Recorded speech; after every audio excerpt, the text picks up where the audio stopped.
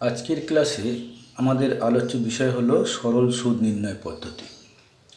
এখন এই সরল সুদ নির্ণয় পদ্ধতি ছাত্রদের যতটা জানা দরকার তার সঙ্গে তাদের অভিভাবকদেরও সমানভাবে জানা দরকার। কেন এই সরল সুদ নির্ণয় পদ্ধতি সম্পর্কে যদি সঠিক জ্ঞান থাকে তবে অনেক ক্ষেত্রেই ব্যাংকিং কার্যকলাপের ক্ষেত্রে আমরা অনেক সুবিধা পাই। কেন কোনো ব্যাংকার যদি আমাদেরকে ভুল বোঝায় তাহলে আমরা সেটা সহজে ধরতে পারি। তবে ক্লাস শুরু করার আগে প্রত্যেকবারের মতো তোমাদের যেমন বলে থাকি যে চ্যানেলটি যদি ভালো লাগে তোমরা সাবস্ক্রাইব করো, পাশে থাকো, শেয়ার করো, যাতে তোমাদের সঙ্গে সঙ্গে তোমাদের পরিচিত জনেরাও সেখান থেকে কোনো উপকার পেতে পারে।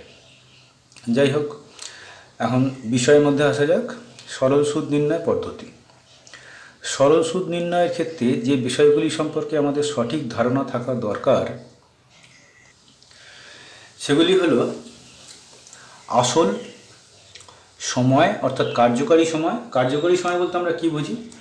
কার্যকারী সময় বলতে আমরা সেটাই বুঝি যে সময়টা আমাদের সুদ নির্ণয়ের ক্ষেত্রে ধার্য করা হয়, অর্থাৎ যতখানি সময়ের জন্য সুদ আমাদেরকে দেয়া হয়। আর কি দরকার হয়? দরকার হয় শতকরা বার্ষিক সুদের হার অর্থাৎ রেট অফ ইন্টারেস্ট এবং মোট সুদ। এক্ষেত্রে দেখো, আমরা চারটি বিষয় সম্পর্কে আমাদের যথেষ্ট জ্ঞান থাকলে আমরা সরল সুদ নির্ণয় খুব সহজেই করতে পারবো। এখন আমরা আসল অর্থাৎ প্রিন্সিপাল সময় যদি পি ধরি, কার্যকারী সময় বা এফেক্টেড টাইম যদি আমরা টি নিই, শতকরা বার্ষিক সুদের হার বা রেট অফ ইন্টারেস্ট সেটাকে যদি আমরা আর এবং মোট সুদকে আই ধরি, সেখান থেকে আমরা একটা সমীকরণ পেতে পারি। এখন দেখো, আসল সমান পি, মোট সুদ আই, কার্যকরী সময় টি এবং শতকরা বার্ষিক সুদের হার আর হলে আমরা একটা সূত্র পাই, সেটি হলো PTR/100 ইকুয়াল টু আই, অর্থাৎ আই হচ্ছে আমাদের মোট সুদ। এখন আসলকে কার্যকরী সময় এবং বার্ষিক শতকরা সুদের হার দিয়ে গুণ করার পর যদি 100 দিয়ে আমরা ডিভাইড করি, সেখানে আমরা মোট সুদ প্রাপ্ত করি। এই একটিমাত্র সূত্র থেকেই আমরা সরল সুদ নির্ণয়ের সকল অঙ্ক সমাধান করতে পারব। এখন কিভাবে পারব দেখা যাক।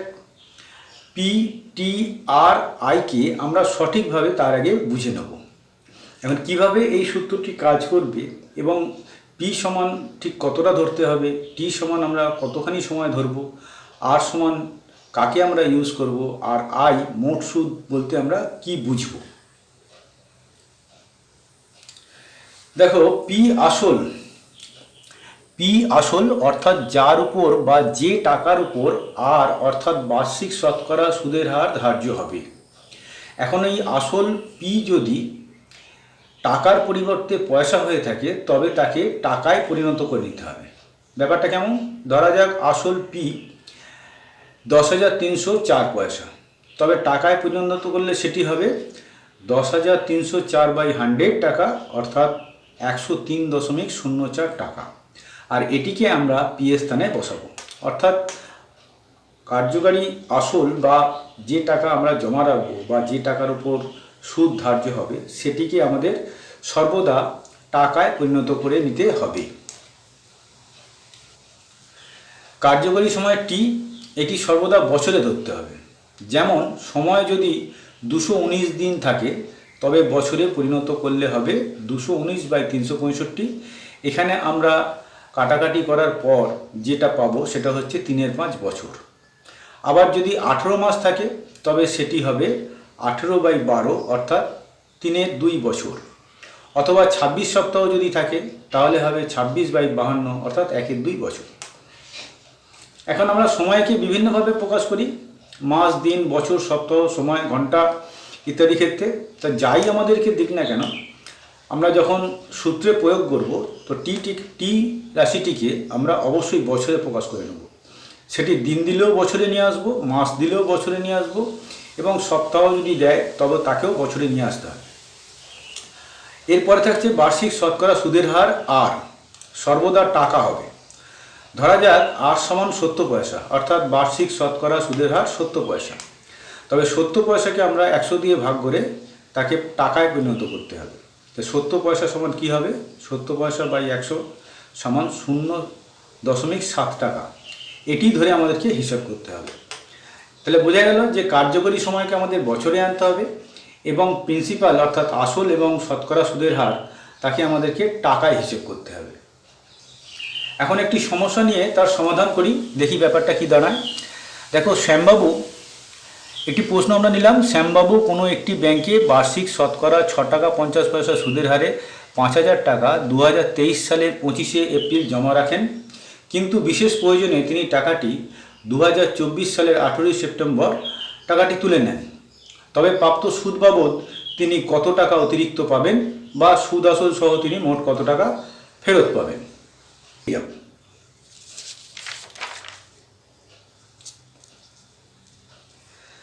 দেখো, মোট সময় 1 বছর আগেই পেয়েছি, তার সঙ্গে আছে 146 দিন, অর্থাৎ মোট সময় 1 বছর 146 দিন। এখন 1 বছর তো বছরই আছে, তাহলে 146 দিনটাকে যদি আমরা বছরে পরিণত করি এবং বছরের সঙ্গে যোগ করে নিই 1 বছরের সঙ্গে, তাহলে আমরা মোট টাইমটাকে 1 বছরে পেয়ে যাব। তাহলে 1 বছর প্লাস 146 বাই 365 টোটালটাই বছরে পরিণত হবে। তাহলে এখানে তো 1 রইল এবং 146 আর 365 এটাকে কাটাকাটি করলে আমরা পাবো 2-5 বছর। তাহলে 1 বছর এবং 2-5 বছর সমান হবে 1.2-5 বছর। এটা যদি ভগ্নাংশের যোগ করি সেখানে আমরা পাবো 1.2-5 বছর। এখন তোমরা জানো যে 365 73 দিয়ে বিভাজ্য। এটা মনে রাখবে যে দিন থেকে বছরে যাওয়ার ক্ষেত্রে ম্যাক্সিমাম সময় আমরা 365 আর যে দিন সংখ্যা পাবো সেটিকে 73 দিয়ে কাটাকাটি করব। এটাকেও আমি 73 দিয়ে কাটাকাটি করেছি, সেক্ষেত্রে আমি 2-5 পেয়েছি। তাহলে 1 + 2/5 এখানে হচ্ছে 1.2-5 বছর। তাহলে 1.2-5 বছর, এটাকে যদি আমি আবার পূর্ণ ভেঙে নিই সেটা হবে 7.5 বছর। অতএব টি সমান 7.5 বছর। তাহলে শ্যামবাবুর প্রাপ্ত সুদ আই সমান কত হবে?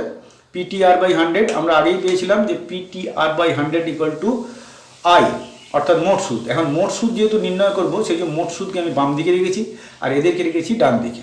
তাহলে পি সমান আমাদের 5,000, টি সমান পেয়েছি 7.5 বছর এবং আর সমান আমরা পেয়েছি 6.50, তার নিচে 100। এখন এটাকে যদি আমরা সরল আকারে সাজাই কি হবে? 5,000 × 7.5 × 6.50 তলায় 100 নিয়ে আমি এটাকে সম্পূর্ণ ভগ্নাংশে পরিণত করে নিয়েছি এবং 100 যেহেতু নিচে ছিল সেই জন্য গুণ 1/100। এখন এইটা কাটাকাটি করলে আমরা মোট সুদ আই পেয়ে যাব। তাহলে আই = আমরা এখান থেকে কাটাকাটি করার পর পাবো 455। তাহলে সুদ আসল কত হবে? 5,000 + 455 সমান 5,455 টাকা। অর্থাৎ শ্যামবাবু অতিরিক্ত 455 টাকা সুদ বাবদ পাবেন এবং তার আসল ছিল 5,000, দুটো মিলিয়ে তার প্রাপ্ত হলো 5,455 টাকা। এখন অপর একটি অঙ্ক নিই আবার। ওই অঙ্ক থেকেই আমরা পেতে পারি বিভিন্নভাবে। যেমন শ্যামবাবু 5,000 টাকা জমা রাখেন, কিন্তু কিছু সময় পর সুদ বাবদ তিনি 455 টাকা অতিরিক্ত ফেরত পান।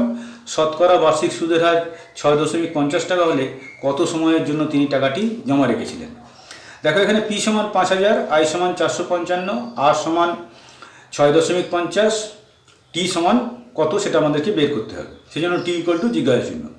এখন PTR/100 = আই করলে পি এর জায়গায় 5,000, টি তো জানা নেই কত, সেটা বসিয়ে রাখলাম, আর হচ্ছে 6.50 আর নিচে 100। এখন টিকে বাম দিকে রেখে বাকি সমস্ত রাশিগুলিকে যদি আমি ডান দিকে নিয়ে আসি অর্থাৎ পক্ষান্তর করি, সেখানে 5,000 নিচে এসে বসবে, টি অর্থাৎ বের করব সে বাম দিকেই থাকবে, 6.50 এখানে উপরে আছে অর্থাৎ এদিকে এলে নিচে বসবে। তাহলে আমি 5,000কে এদিকে নিয়ে এলাম আর 6.50কে এদিকে নিয়ে এলাম। পক্ষান্তরের নিয়ম অনুযায়ী 5,000 এদিকে গুণ আছে, এদিকে ভাগ হবে, এদিকে 6.50 আছে, এদিকে 6.50টাও ভাগ হবে, এখানে একটি গুণের সঙ্গে আছে, আর 100 দিকে নিচে আছে মানে ভাগের ক্ষেত্রে আছে। তাহলে 100 এদিকে এলে পক্ষান্তর করলে 100 উপরে যাবে অর্থাৎ গুণ হবে। এখন এটিকে আমি দশমিক সংখ্যা সমান করার জন্য 100-র গায়ে দুটো শূন্য নিয়েছি। দেখো, 100-র গায়ে দুটো শূন্য নিয়েছি, নিয়ে দশমিক সমান করেছি এবং এখানে দশমিকটা 6-এর দশমিকটা তুলে দিয়েছি। তাহলে এইটাকে যদি আমরা কাটাকাটি করি সেখান থেকে আমরা পাচ্ছি 7.5 বছর। এটিকে তোমরা কাটাকাটি করে দেখে নেবে, এটা কাটাকাটি করলে 7.5 বছরই হবে। তাহলে শ্যামবাবুর টি অর্থাৎ কার্যকরী সময় শ্যামবাবুর টি সমান আমরা কত পাচ্ছি? 7.5 বছর। অর্থাৎ শ্যামবাবু 7.5 বছরের জন্য টাকাটি জমা রেখেছিলেন। অপর একটি অঙ্ক নেওয়া যাক। প্রশ্ন নম্বর 3, শ্যামবাবু কিছু টাকা বার্ষিক 6.50% সুদের হারে 1.25 বছরের জন্য জমা রাখেন। সুদ বাবদ তিনি 4,500 টাকা পেলেন। কত টাকা তিনি জমা রেখেছিলেন? অর্থাৎ এখানে আসল নির্ণয় করতে হবে। এখানে আসল সমান পি জানা নেই, আমাদের জিজ্ঞাসা চিহ্ন দিয়ে রাখবো। আর সমান 6.50, টি সমান 1.25 বছর অর্থাৎ 7.5 বছর। এখন আবার সেই PTR/100 = I, এটা থেকে আমরা কি পাবো? PTR পি আমাদের জানা নেই, সেটা আমরা বসিয়ে রাখলাম। টি হচ্ছে 7.5, তার পাশে বসালাম, পি ইন্টু 7.5 করলাম। আর হচ্ছে 6.50, সেটাকেও নিয়ে এলাম। অর্থাৎ PTR থেকে আমরা এটা পাচ্ছি যে পি ইন্টু 7.5 ইন্টু 6.50, আর নিচে যেমন 100 বসে সেটি বসলো। আর আমাদেরকে মোট সুদ আই সমান কত দেওয়া হয়েছে? মোট সুদ আই সমান দেওয়া হয়েছে 455। এখন দেখো, পিকে এদিকে রেখে আমরা তো আসল নির্ণয় করব, অর্থাৎ প্রিন্সিপাল নির্ণয় করব। তাহলে পিকে এদিকে রেখে বাকি সংখ্যাগুলি পক্ষান্তর করে এপাশে নিয়ে চলে আসবো। তাহলে 455-র কাছে বসবে 100, অর্থাৎ নিচে 100 আছে, এদিকে এলে উপরে আসবে 100 হবে। 7.5 ওপরে আছে, নিচে এসে বসবে। আর 6.50 ওপরে আছে, নিচে এসে বসবে। এখন এই দুটিকে আমরা যদি এগুলোকে আমরা যদি সাজাই, সেখানে 450 ইন্টু 100 দশমিক সংখ্যা সমান করার জন্য আমি ওপরে 100-র গায়ে দুটো শূন্য নিয়েছি। আর 5-এর 7 নিচে থাকার জন্য উল্টে গিয়ে ওপরে 5 নিচে 7 হয়ে গেছে। এখন এটা টোটালটিকে যদি আমরা কাটাকাটি করি, তাহলে সেখান থেকে পাবো 5,000। তাহলে প্রিন্সিপাল আমরা পেয়ে গেলাম 5,000 টাকা।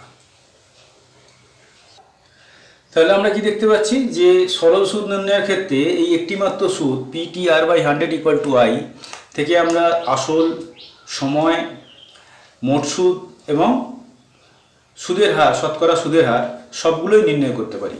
আমাদেরকে যাই অঙ্ক দিক না কেন, শতকরা সরল সুদ নির্ণয়ের ক্ষেত্রে যদি আমরা শুধুমাত্র এই একটি সূত্র মনে রাখি, PTR/100 = I, I অর্থে মোট সুদ, পি অর্থে প্রিন্সিপাল অর্থাৎ আসল, টি অর্থে টাইম অর্থাৎ কার্যকরী সময়, কতদিনের জন্য টাকাটি রাখা হচ্ছে, এবং আর সমান বার্ষিক শতকরা সুদের হার।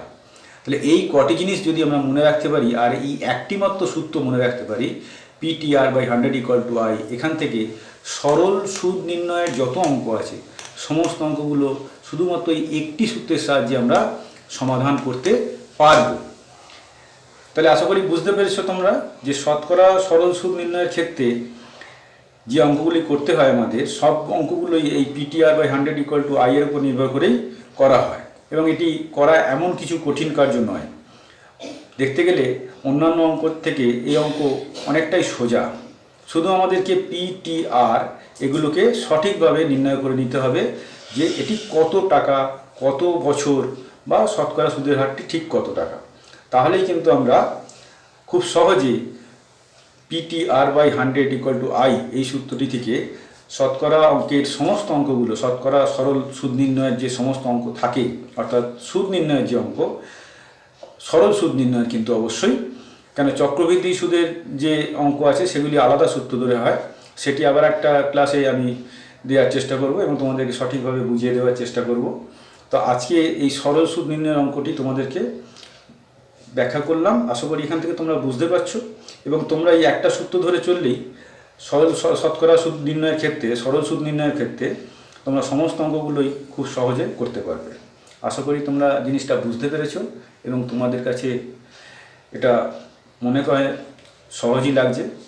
যদি কোনো সমস্যা থাকে বা কোনো অসুবিধা হয় তাহলে কমেন্ট বক্সে আমাকে জানাবে, আমি তোমাদের উত্তর দেওয়ার চেষ্টা করব, বা তোমাদের সেই কমেন্টসগুলোর উপরে নির্ভর করে আরও একটি ভিডিও বানাবার চেষ্টা করব, যাতে তোমাদের কাছে বিষয়টি খুবই সহজ এবং সরল আকারে নিয়ে আসা যায়। আচ্ছা, ঠিক আছে, আজ এই পর্যন্তই। চ্যানেলটির পাশে তোমরা থাকো, সাবস্ক্রাইব করো এবং অপরে যেতে তোমার এখান থেকে সুযোগ সুবিধাগুলো পেতে পারে তার জন্য তোমরা শেয়ার করো, তোমাদের পরিচিত জনের মধ্যে এগুলি ছড়িয়ে দেওয়ার চেষ্টা করো।